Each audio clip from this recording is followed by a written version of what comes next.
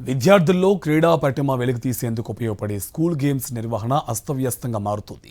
రాజమండ్రిలో ఈ నెల 11 నుంచి ప్రారంభమైన రాష్ట్ర స్థాయి స్కూల్ గేమ్స్ బాక్సింగ్ పోటీల నిర్వహణపై ఆరోపణలు వెల్లువెత్తున్నాయి. కనీస అనుభవం లేని వ్యక్తులను రెఫరీలుగా నియమించారని, కనీస సదుపాయాలు కూడా లేకుండా ఏకపక్షంగా క్రీడల నిర్వహణ జరుగుతుందంటూ క్రీడాకారులు, కోచ్లు తీవ్ర స్థాయిలో ఆరోపిస్తున్నారు. నిర్వాహకుల తీరుతో స్కూల్ గేమ్స్ నిర్వహణ అభాసుపాలవుతుందన్న విమర్శలు వినిపిస్తున్నాయి. రాష్ట్ర స్థాయి స్కూల్ గేమ్స్ లో భాగంగా రాజమండ్రి ఎస్కేవిటి హైస్కూల్లో బాక్సింగ్ పోటీలు ఈ నెల 11న ప్రారంభమయ్యాయి. రాష్ట్రంలో అన్ని జిల్లాల నుంచి బాక్సింగ్ క్రీడాకారులు ఈ పోటీల్లో పాల్గొనేందుకు తరలివచ్చారు. అండర్ 14, అండర్ 17, అండర్ 19 విభాగాల్లో ఈ పోటీలు నిర్వహించాల్సి ఉంది. దీనికి సంబంధించి మొదటి రోజే నిర్వాహకులు విఫలమైనట్లు క్రీడాకారులు చెబుతున్నారు. ఫస్ట్ రౌండ్, సెకండ్ రౌండ్ అన్ని నా స్కోరింగ్. మా ఊరు నడిచే ఎక్కువైతే విజయనగరానికి, విశాఖపట్నంకి వెళ్ళినప్పుడు విజయనగరానికి వేస్తున్నారు. విశాఖపట్నంకి అసలు ఇవ్వట్లేదు. బ్లడ్ వచ్చినట్టు కొట్టిన అవతలకి ఎన్ని కొట్టినా ఇవ్వట్లేదు అసలు. అదే రాంగ్ డిసిషన్ ఇస్తున్నారు. బాక్సింగ్ ఫెడరేషన్ ఇండియా నిబంధనల మేరకు క్వాలిఫైడ్ రిఫరీలను నియమించాల్సి ఉంటుంది. అయితే ఏమాత్రం అనుభవం లేని, బాక్సింగ్ ప్రొఫెషన్తో సంబంధం లేని వ్యక్తులను రిఫరీలుగా నియమించారని క్రీడాకారులు ఆరోపిస్తున్నారు. నేషనల్ క్రీడాకారుడు హేమంత్ రిఫరీ ఇచ్చిన ఫలితాలపై ఆవేదన వ్యక్తం చేస్తూ పాఠశాల గోడపై నుంచి దూకి ఆత్మహత్యకు సిద్ధపడ్డాడు.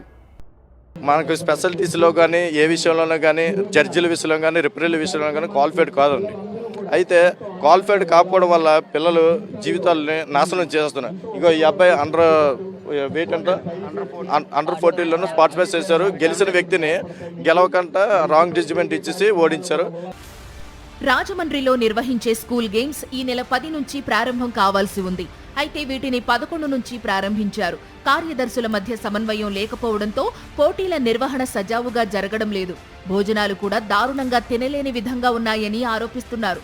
క్రీడల నిర్వహణకు సంబంధించి అనేక మంది క్రీడాకారులు వచ్చినా ఒక రింగ్ మాత్రమే ఏర్పాటు చేయడంతో ఏకకాలంలో ఎక్కువ బౌట్లు జరగడానికి అవకాశం లేకుండా పోయిందని ఆరోపణలు వస్తున్నాయి. మాకు ఇక్కడ ఫుడ్ కొని బాగట్లే, రూమ్లు కొని బాగాలే.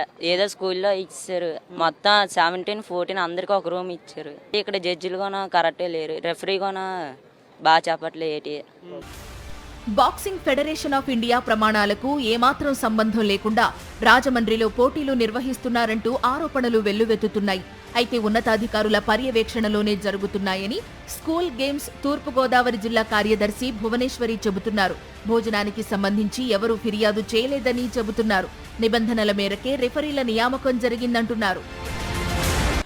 సో ఫుడ్ అనేది కూడా మేము దగ్గరుండి చూసి, మేము పీడీలు కానీ, అబ్జర్వర్స్ కానీ అందరూ ఇదే తిన్నాం సార్. అంటే ఈస్ట్ గోదావరి సెక్రటరీ వాళ్ళే చేశారని కాదండి, పైనుంచి మాకు 4 అబ్జర్వర్లు వచ్చారండి.